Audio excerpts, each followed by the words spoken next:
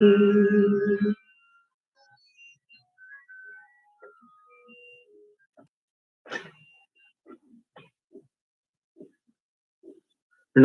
की अलौकिक यात्रा में आज अपने सामने एक ऐसा प्रसंग है कि अरहंत भगवान के विषय में अपन ये विभिन्न शास्त्रों से समझने का प्रयत्न कर रहे हैं। अपन उनसे अधिक परिचित होने का पुरुषार्थ कर रहे हैं। 46 गुणों की चर्चा तो जन सामान्य के बीच है ही, पर यहां पर अपन कुछ उनकी विलक्षण क्षमताओं के बारे में भी विचार कर रहे हैं। जैसे पूर्व सत्र में अपन ने देखा कि निश्चय नय से अरहंत भगवान अदाता है, अत्राता है, अकर्ता है और अहर्ता है, परंतु व्यवहार नय से उनसे बढ़कर कोई दाता नहीं है, उनसे बढ़कर कोई त्राता नहीं है, उनसे बढ़कर कोई कर्ता नहीं है और उनसे बढ़कर कोई हरता नहीं है। इस बात को अपन ने देखा, लेकिन वह प्रश्न अब तक अनुत्तरित है कि कविवर पंडित दयानत राय जी ने भगवान पार्श्वनाथ स्वामी को पुत्र और धन संपत्ति प्रदायक कह दिया। देखो, रत्नत्रय का उपदेश देना, जैसा मूलाचार में कहा है, वो भगवान दे चुके हैं। उस अपेक्षा से उनको दाता मानने में कोई आपत्ति नहीं। उसमें उनकी सर्वज्ञता, वीतरागता और हितोपदेशिता की गरिमा सुरक्षित रहती है। और सर्वार्थ सिद्धि ग्रंथ में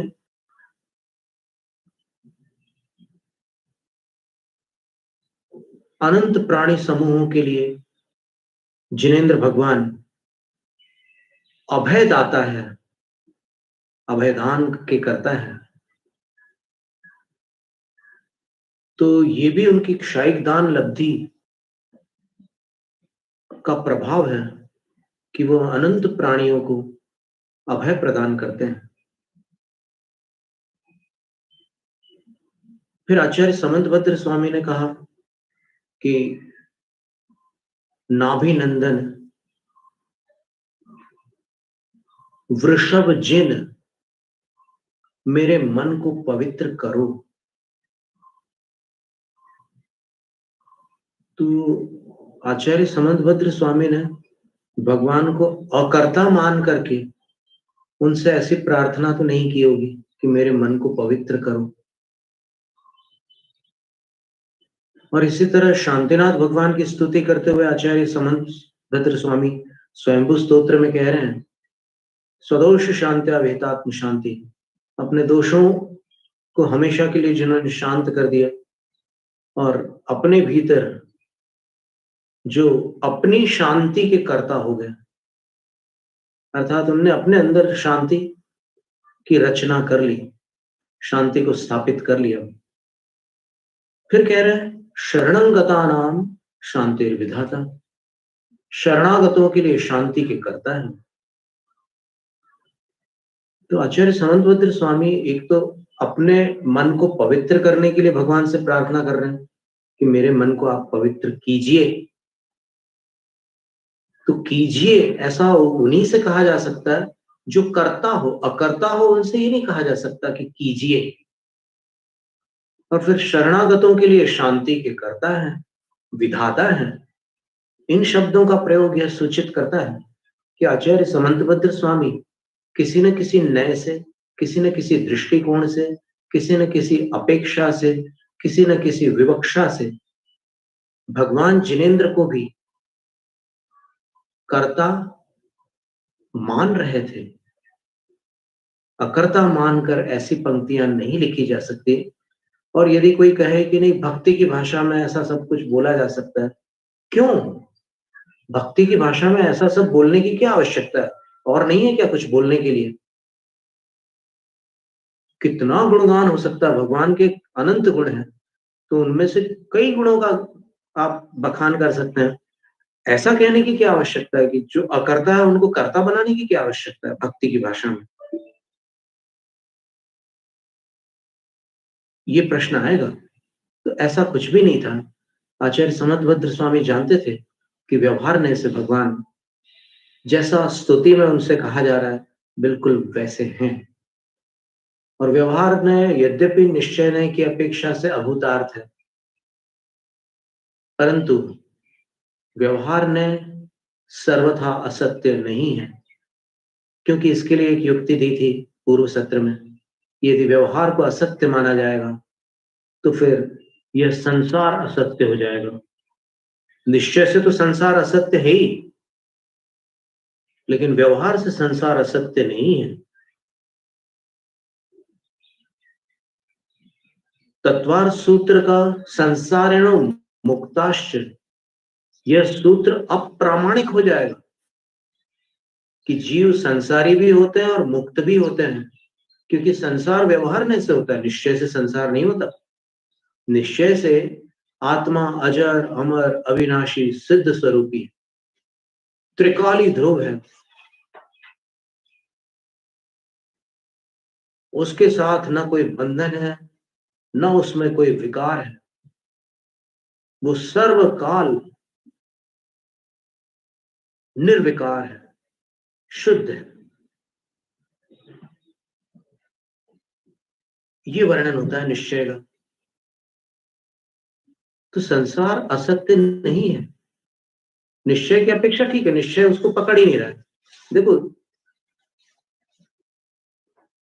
जिसने डॉक्टरी नहीं पढ़ी उसके लिए डॉक्टरी क्या वस्तु है? वो उसका विषय ही नहीं है।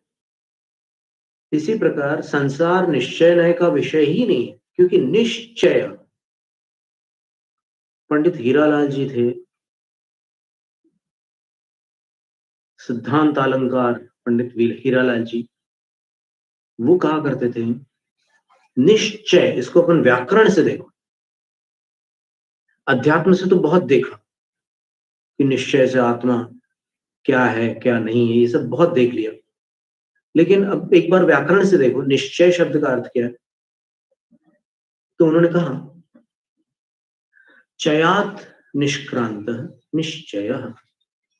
जो चय, चय का अर्थ क्या होता है?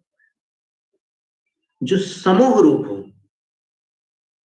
जो संचय रूप हो, जो एक अकेला न हो, कम से कम दो और अधिक में उससे भी अधिक हो, उसको चय कहते हैं। और चयात निष्क्रांत निश्चय, उस चय से जो निष्क्रांत है, निकला हुआ है, अलग है, वो निश्चय है। तो इससे स्पष्ट है कि निश्चय दो को ग्रहण ही नहीं करता, तीन और चार तो दूर की बात है, वो एक को पकड़ता है बिना समूह के।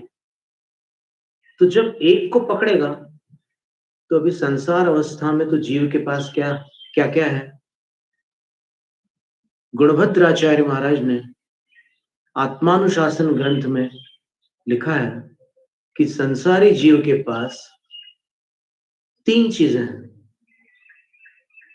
कौन सी तीन चीजें? यानी ये तीन चीजें ना हो तो संसारी जीव ना हो। कौन सी तीन चीजें हैं?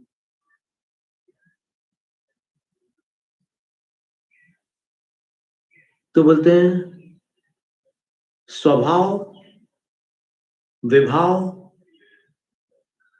और शरीर।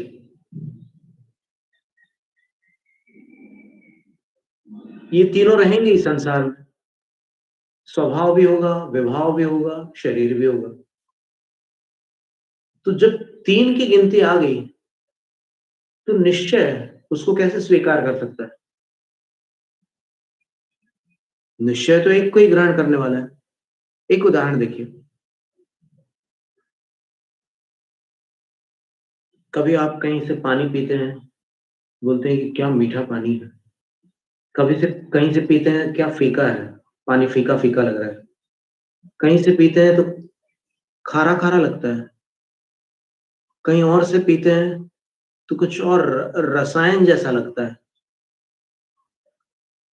तो ये भिन्न भिन्न स्वाद आते हैं जल के, जो भिन्न भिन्न स्थानों से प्राप्त होने वाला जल है।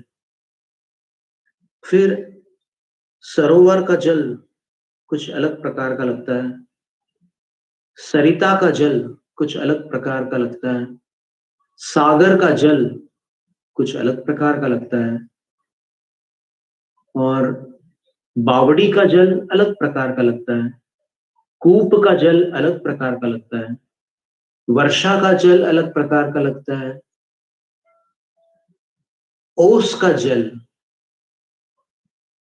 अलग प्रकार का लगता है, और फलों का जल अलग प्रकार का लगता है, और जो कैनाल्स होते हैं, बड़े बड़े नाले, उनका जल, दो प्रकार के नाले होते हैं, स्वच्छ नाले भी होते हैं और दूसरे मनुष्यों की बस्ती से जो अवांछित तरल पदार्थ हैं उनको प्रवाहित करके बाहर ले जाने वाले भी अशुद्ध नाले होते हैं। अभी जितने भी नाम लिए हैं हमने, वो सब जल है, लेकिन भिन्न भिन्न है। भिन्नता का कारण क्या है, भिन्नता का आधार क्या है, इस पर अपन विचार करें तो समाधान है कि आश्रय अलग अलग है। एक जल सरोवर के आश्रित है, एक जल समुद्र के, सागर के आश्रित है, एक सरिता के आश्रित है। कोई झरनों के आश्रित भी जल होता है, मुक्तागिरी से झरना गिरता है, खंडाला लोनावाला से भी झरने प्रवाहित होते हैं। ऐसे अनेक झरने हैं, अद्भुत झरने हैं। कर्नाटक में भी बड़े सुंदर झरने हैं। चिकमंगलुर के आसपास का जो क्षेत्र है, वहां पर पहाड़ियों से झरने बहते हैं, और कई ऐसे जैनों के नगर है उन पहाड़ियों पर। हम तो अचंभित हो गए थे जब हम पहली बार गए थे, तो वहां पर बहुत सारे जैन लोग रहते हैं उन पहाड़ियों पर। बिल्कुल ऊंची ऊंची पहाड़ियां हैं, जैसे येड़ नीर नाम का एक स्थान है, बिल्कुल ऊपर पहाड़ के शिखर पर है। वहां पर जैन लोगों के निवास है, और उनके घरों में पहाड़ के चट्टानों से जल आता ही रहता है। उन्होंने एक नल लगा करके रख दिया, उसमें एक पाइप लगा करके रखा, पानी 24 घंटे बहता रहता है, बह करके वहां खेतों में जाता है और हमेशा चालू रहता है, साल भर पानी चलता रहता है। वो भी एक जल प्रवाह है, स्वच्छ जल, बिल्कुल स्वच्छ जल। ये सारे जल आश्रय भेद की अपेक्षा से भिन्न भिन्न है, लेकिन उनके जल स्वभाव को अपन देखें। अगर किसी साइंटिस्ट से पूछें कि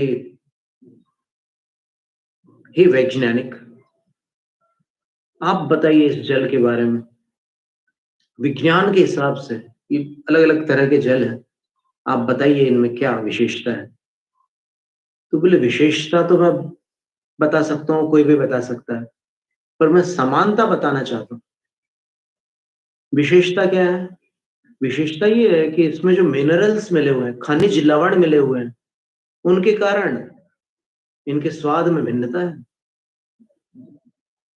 किसी में कैल्शियम अधिक होता है, किसी पानी में कटनी के आसपास का जो जल होता है कैल्शियम अधिक होता है, जिसकी प्रतिरोधक क्षमता अल्प होती है, उसको वहां जाने पर पथरियां हो जाती है। वो पंप हाउस से फिल्टर हुआ पानी नहीं, जो सीधा जमीन से निकला हुआ पानी अगर उसका सेवन करने लग जाए तो कटनी के आसपास पथरी हो जाती है। और कहीं किसी पानी में भारीपन होता है, कहीं कहीं का पानी हल्का होता है, कहीं का पानी सुपाच्य होता है, कहीं का पानी पचने में भारी होता है। ये सारे भेद वो वैज्ञानिक कह रहे हैं, ये सब इस जल से नहीं हो रहे हैं, इस जल में जो चीज है उसके कारण हो रहे हैं। तो जल में क्या है? तो संयोग से जो अन्य पदार्थों का उसमें मिश्रण हुआ है, उससे वह जल प्रभावित हुआ और उसका सेवन करने पर मानव पर भिन्न भिन्न प्रभाव दृष्टिगोचर होता है।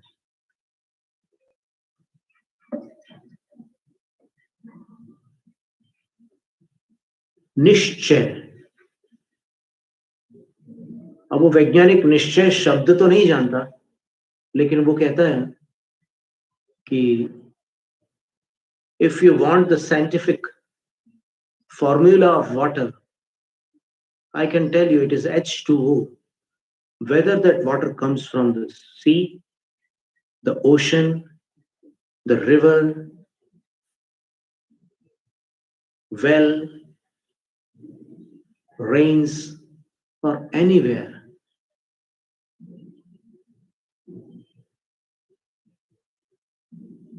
water means H2O. The rest is only combination.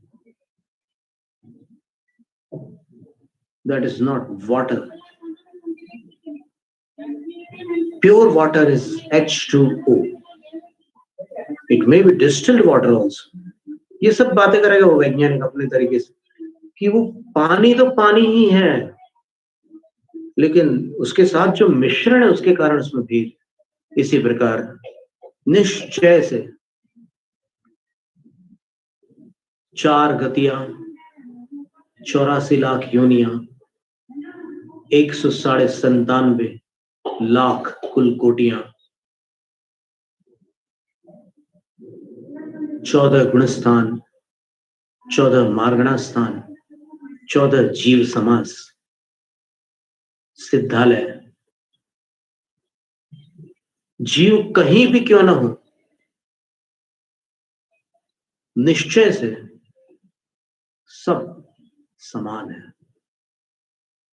क्योंकि निश्चय संयोग को ग्रहण ही नहीं करता, और अशुद्धि जो आती है वो संयोग से ही आती। संयोग को हटा दो, वस्तु शुद्ध होती है। सिद्ध परमेष्ठी संयोगों से मुक्त है, इसलिए आत्मा की शुद्ध अवस्था में विराजमान है। शेष समस्त संसारी संयोग युक्त है, इसलिए असिद्ध है, लेकिन निश्चय उसको देखता ही नहीं संयोग को। तो संयोग को न देखने से क्या दिखेगा?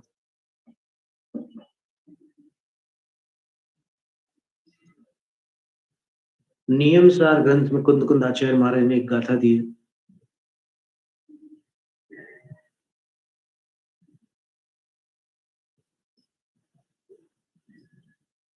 एदे सव्वे भावा व्यवहार नयम पड़ुच्च भणिदाहु, सव्वे सिद्ध सहावा शुद्धनया संसिधि जीवा।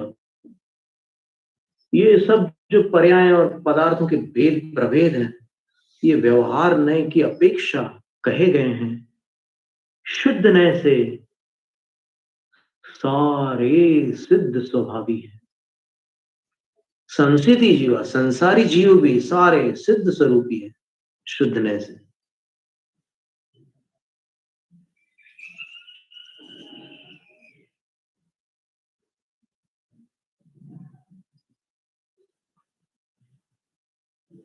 तो जब इस दृष्टि से कोई जीव अरहंत परमेष्टि को द्रव्य स्वभाव, गुण स्वभाव, पर्याय स्वभाव से जान लेता है तो वो अपनी आत्मा को भी पहचान लेता है। परमात्मा को जाना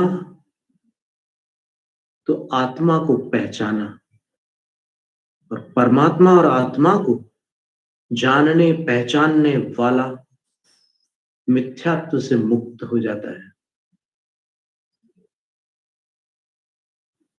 मिथ्यात्व से मुक्त होने वाला जब राग द्वेष का नाश करता है तब सिद्धत्व को प्राप्त होता है। सिद्धत्व की प्राप्ति से पूर्व अरहत पद अवश्यंभावी है। अरहंत बने बिना सिद्ध नहीं हो सकते,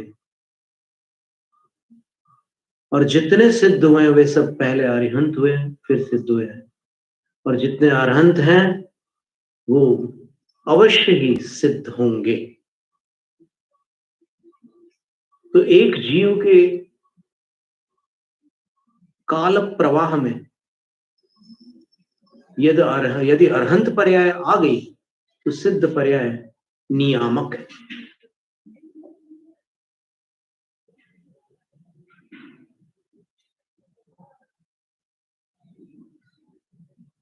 तो ये निश्चय नहीं की बात थी, पर व्यवहार ने से जो कुछ हो रहा है, क्या वो सब माया है? क्या वो सब मिथ्या है?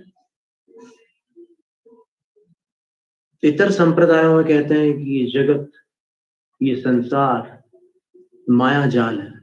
बिल्कुल सत्य है, माया जाल तो है ही। ये पूरा भ्रम है, ऐसा कहते हैं। एकम ब्रह्म द्वितीयो नास्ति, बोलते एक ब्रह्म मात्र है, दूसरा कुछ नहीं है।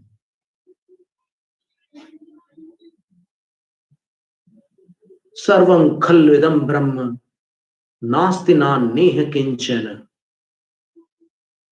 इतर संप्रदायों के शास्त्रों में लिखा है यह सब कुछ ब्रह्म रूप है, यहां अनेक रूपता कुछ है ही नहीं, सिर्फ एक रूपता है।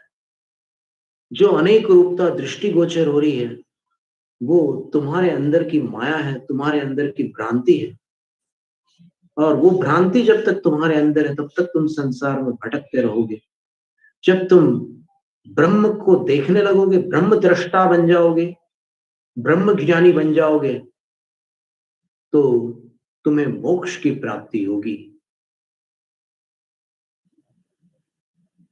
देखो, स्यादवाद की अपेक्षा से देखो तो उनका जो कथन है वो कथनचित निरापद है, अबाधित है, निर्दोष है। क्योंकि अपन स्यादवाद की अपेक्षा से देखते हैं तो फिर सर्वत्र वे सर्वव्यापी ब्रह्म की भी बात आती है, सदाशिव मत की भी चर्चा आती है, वैशेषिक मत की भी व्याख्या आती है। कितने षड दर्शनों का बड़ा विस्तार है। जब अपन स्यादवाद नए से देखते हैं, दोनों दोनों बातों को देखना है अपने को।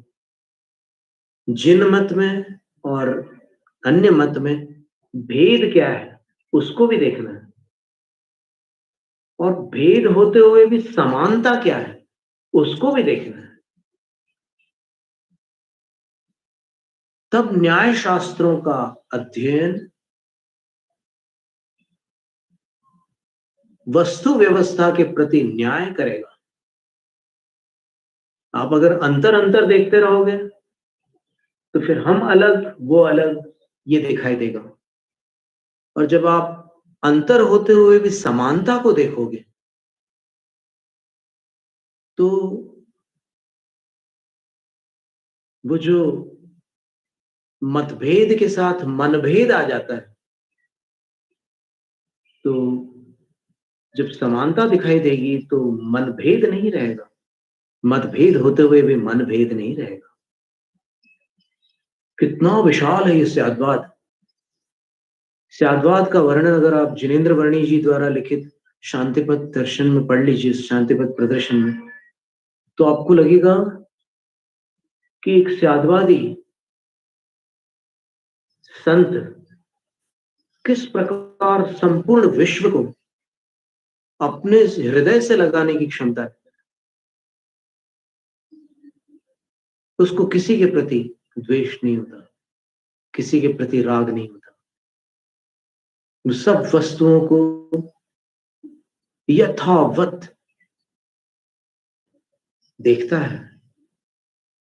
और दिखाने वाली जो माता है, जिनवाणी माता की संतान कभी कानी नहीं होती और अंधी भी नहीं। अंधी होना तो बहुत दूर की बात है, कानी भी नहीं होती। दोनों आंखें हैं, इस पक्ष को भी देखो, उस पक्ष को भी देखो, और फिर संतुलन बनाओ, आग्रह मुक्त रहो। मुक्ताग्रहो विनिवसन सजने वने वा मुक्त श्रेयम निरुपमा मुपयाति भव्य। आचार्य पूज्यपाद स्वामी ने इष्टोपदेश के अंत में यही कहा है कि मुक्ताग्रहो, वे आत्म कल्याण का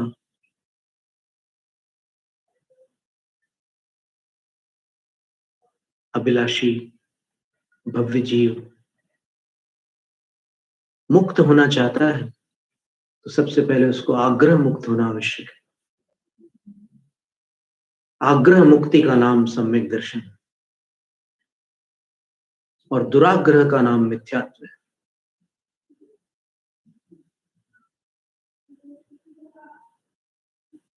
अंतर को भी जानना है और एक रूपता को भी जानना है।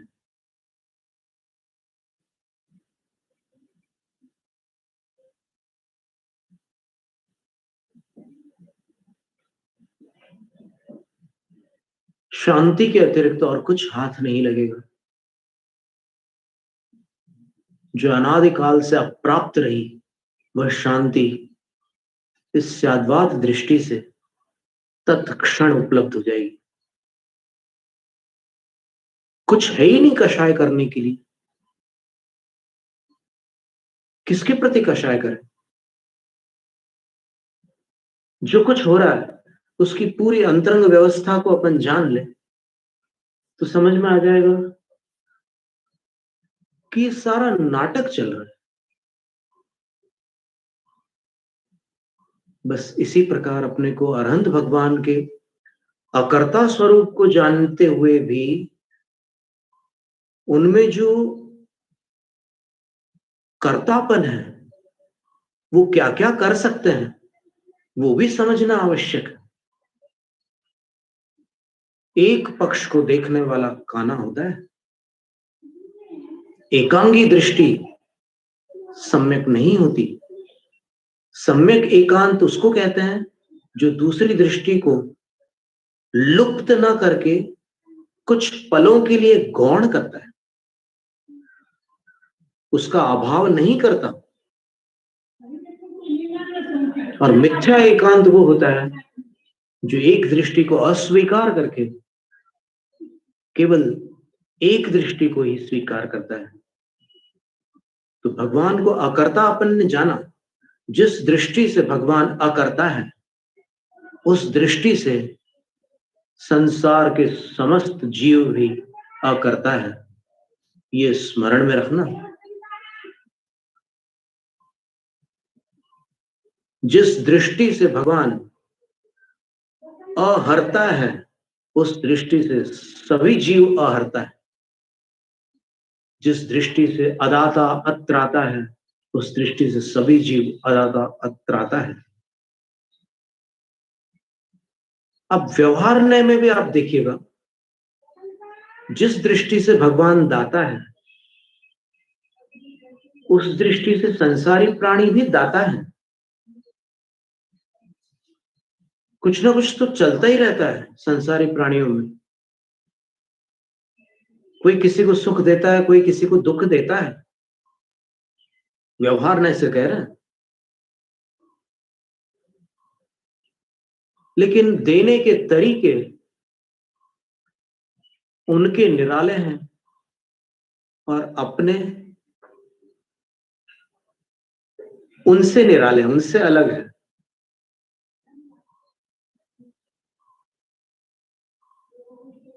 तो देने का ढंग अलग होने के कारण अपन समझ नहीं पाते कि वो देते हैं। इसलिए अपन बड़ी दृढ़ता से घोषित करते हैं कि भगवान कुछ लेते देते नहीं, भगवान तो वीतराग है। एक रटा रटाया वाक्य जीवन व्यतीत हो गया, कभी इसके बारे में विचार नहीं किया गहनता से, बस बोलते चले जा रहे हैं, बोलते चले जा रहे हैं, उसकी पुष्टि करते चले जा रहे हैं, तर्क पर तर्क देते जा रहे हैं। आगम शास्त्र भंडार में विराजमान है, हृदय में नहीं है। तो अब क्या करना है? अब अपने को समझना है कि ठीक है, संसारी प्राणी जो देते हैं उनका देने का तरीका अपन सब जानते हैं। कभी बोलियों के माध्यम से दान होता है, कभी गुप्त दान भी होता है, और कभी आहार दान होता है, कभी वसति का दान होता है, कभी औषध दान होता है, नाना प्रकार के दान होते हैं। ये सर्वपरिचित है, जितने देने वाले हैं और जिनको मिला है वो सब जानते हैं कि मानव इतने प्रकार से देता है। लेकिन परमात्मा कैसे देते हैं, ये एक अलग प्रकरण है, प्रक्रिया भी अलग है। भगवान ऐसे आपके हाथ में नहीं देंगे कुछ भी।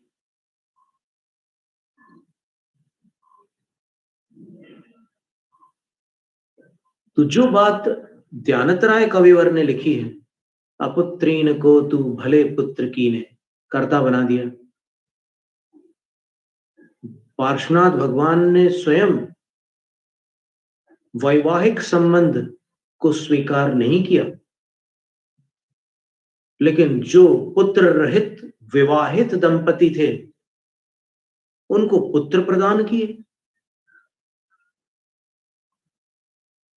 कितनी विचित्र बात लगती है सुनने में। तो वर्तमान के कुछ विचारक लोगों का अभिमत है कि पार्श्वनाथ भगवान के स्तोत्र में कर्तावाद भर दिया है, भगवान का स्वरूप विकृत कर दिया है।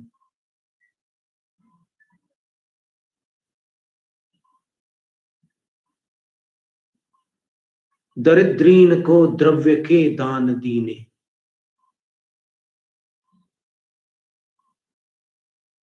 जिन्होंने संपूर्ण वैभव का त्याग करके तपस्या का मार्ग स्वीकार किया,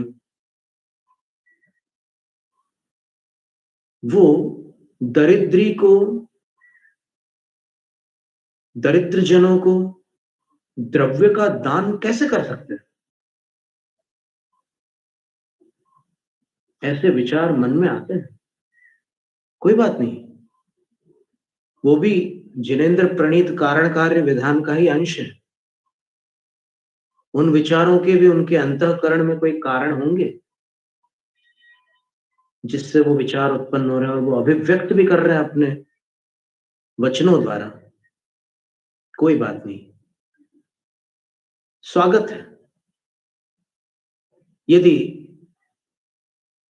दूसरा पक्ष सुनने को तैयार हो तो फिर उसका विवरण भी उनको दिया जा सकता है। यदि उनको अपना पक्ष अंतिम निर्णय के रूप में स्वीकृत हो चुका हो, तब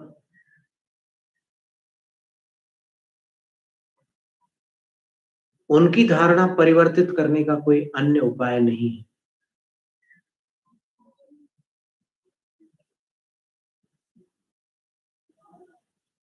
अपने ज्ञान को परिपूर्ण मानना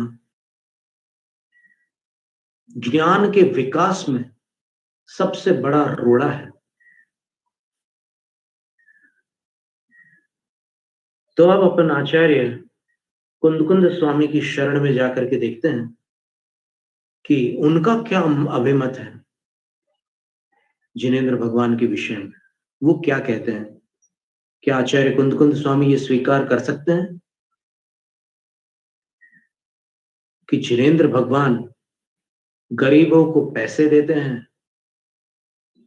निःसंतानों को संतान प्रदान करते हैं। तो आचार्य कुंद स्वामी ने अष्टपहुड़ नाम का एक ग्रंथ लिखा है,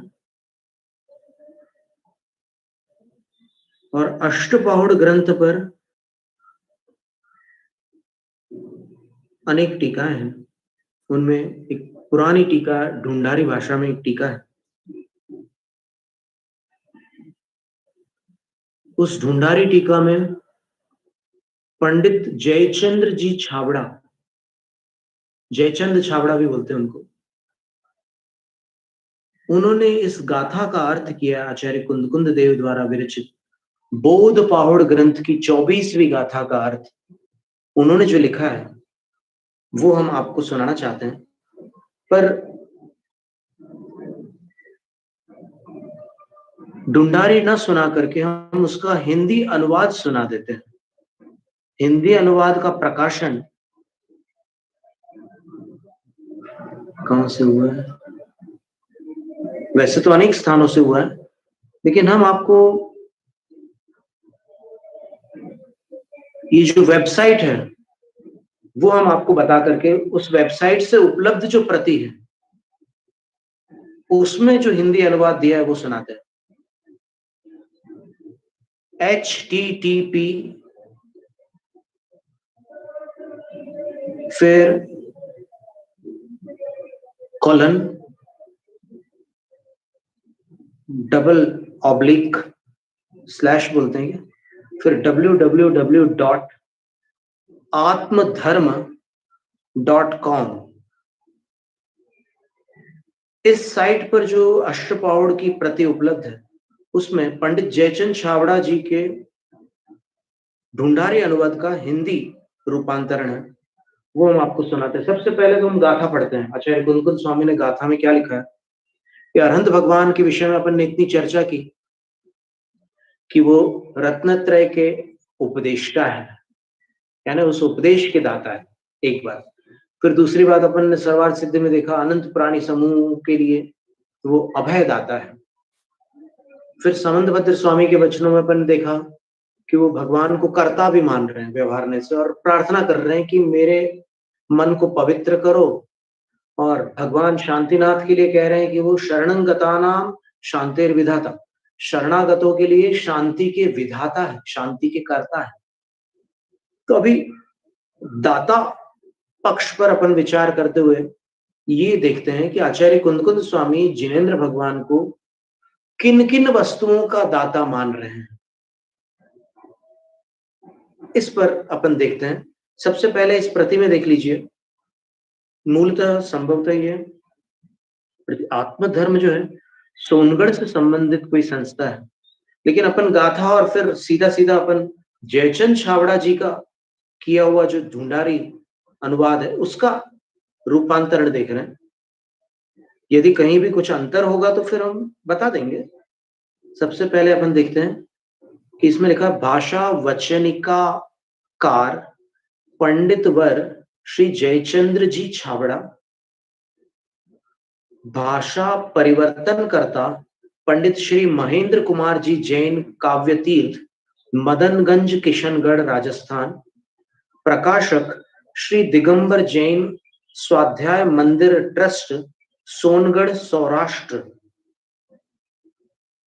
प्राप्ति स्थान श्री दिगंबर जैन स्वाध्याय मंदिर ट्रस्ट। तो सबसे पहले अपन इस प्रति से देख लेते हैं।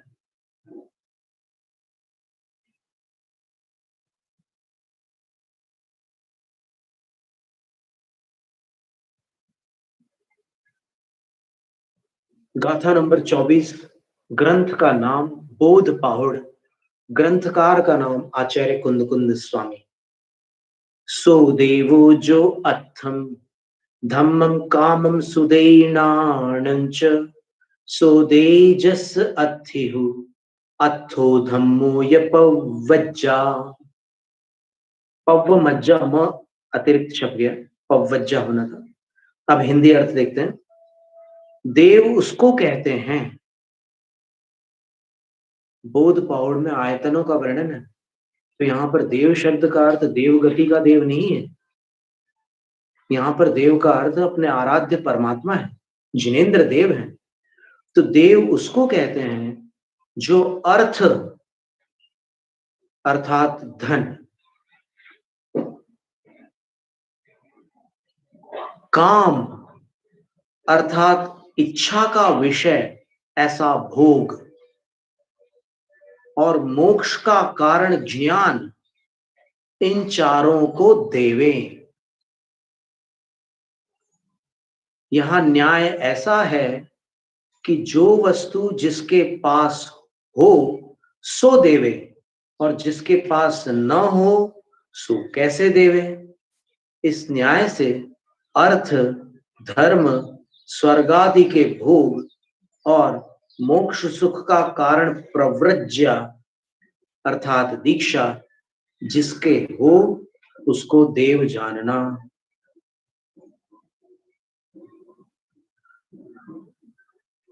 ये आचार्य कुंद स्वामी के वचन है।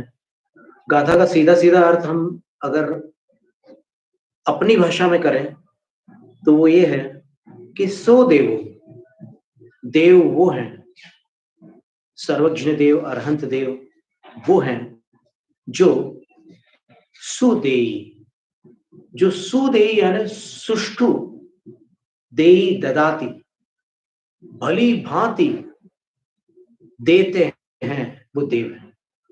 जो देवे सो देव, एक एक शब्द का अर्थ है। क्या देते हैं, तो उनका नाम लिख रहे हैं। अथम अर्थ, अर्थ का क्या अर्थ लेंगे यहां पर, शब्दों का अर्थ लेंगे नहीं,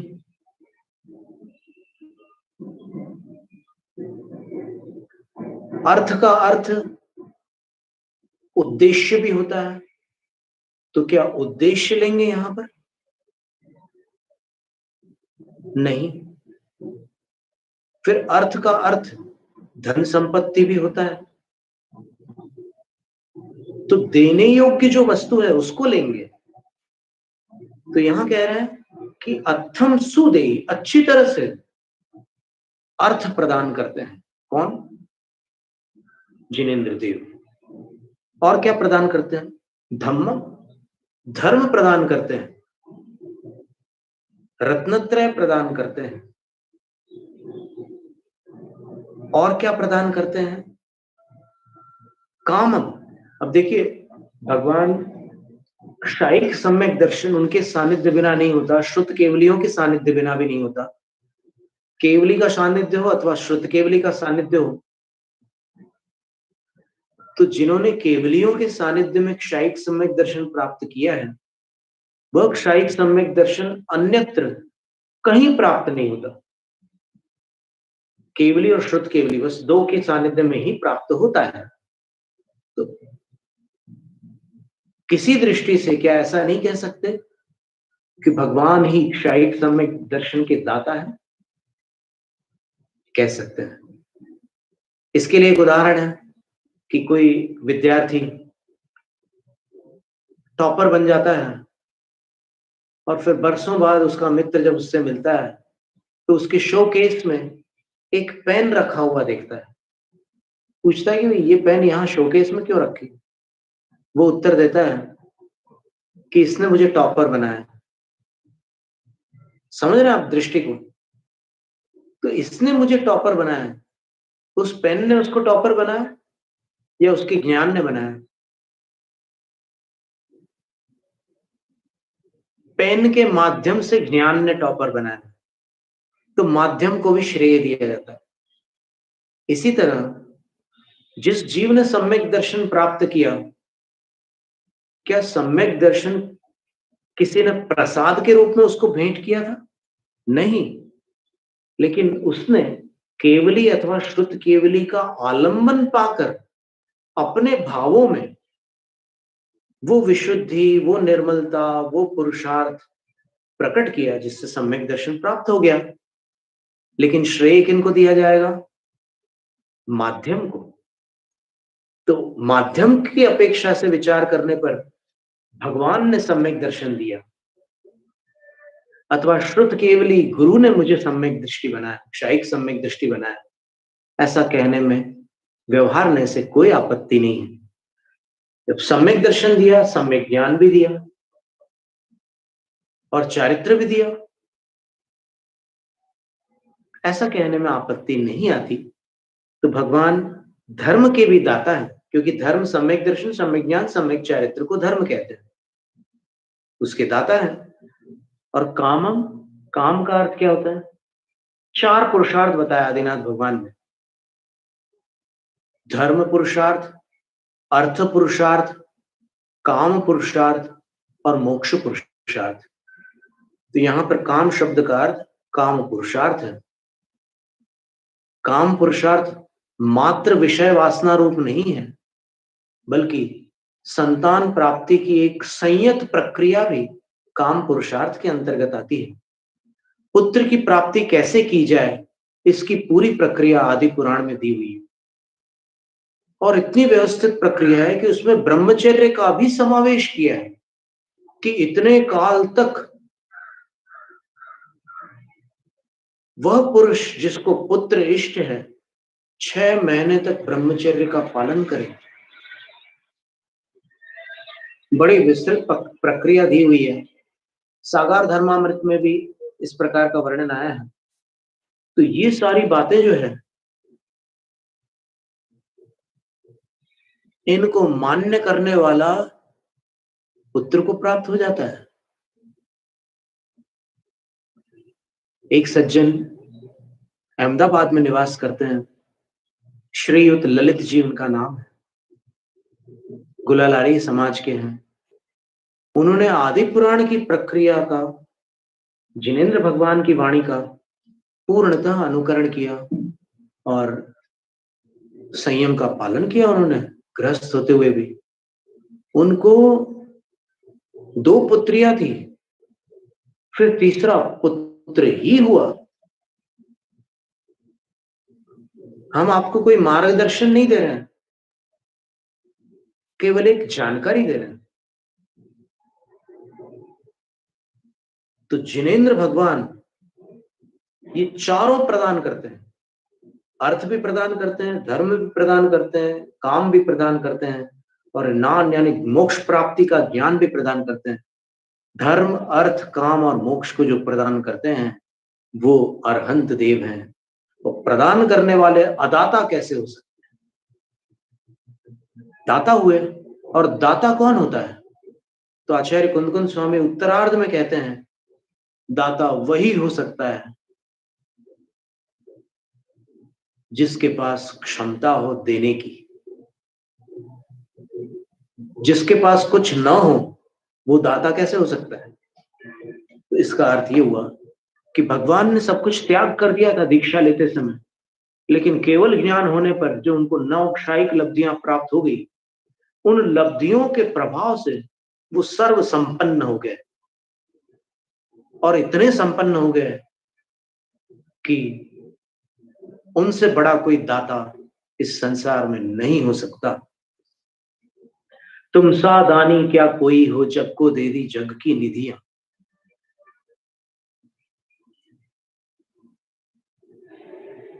कोटा के विद्वान युगल जी ने ये पंक्ति लिखी है।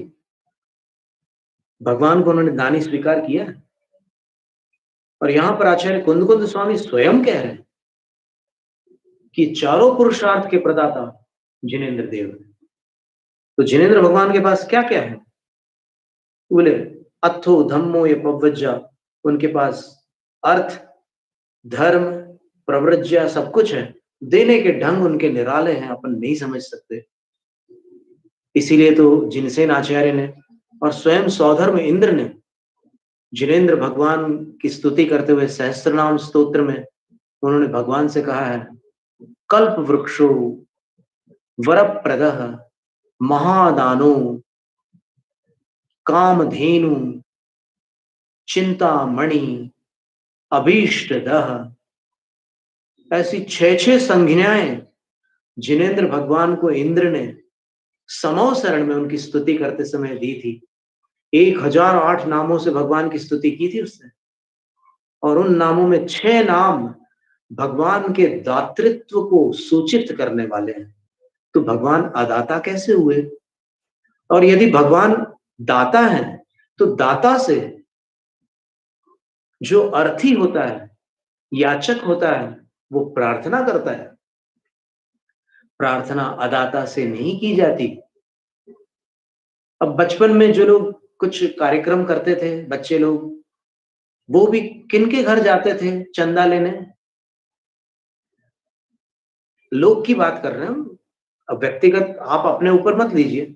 जो भी बच्चे लोग कोई कार्यक्रम करते हैं, तो वो चंदा लेने कहाँ जाते हैं? जहां उनको आशा होती है कि यहां से मिलेगा। जो महाकंजूस है, उसके यहाँ वो जाते हुए भी इस विश्वास से जाते हैं कि यहाँ से एक पैसा नहीं मिलने वाला। वो बस एक रूढ़ी निभाने के लिए चले जाते हैं उसके पास, लेकिन उनको पता है कि ये देगा नहीं। तो जिनेंद्र भगवान से अपन प्रार्थना कर सकते हैं। यदि भगवान अदाता होते हैं, तो जिन शासन में प्रार्थना नाम की कोई वस्तु नहीं होती। प्रार्थना तभी संभव है जब भगवान दाता है। जैनम जयतु शासन। ओम नमो रहते भगवते श्रीमते जिनेन्द्र देवाय नव केवल लब्धि संपन्नाय महादात्रे अनर्घ्य पद प्राप्ते अर्घ्यम निर्वपामीति स्वाहा। ओम। एक बार हम सर्वज्ञ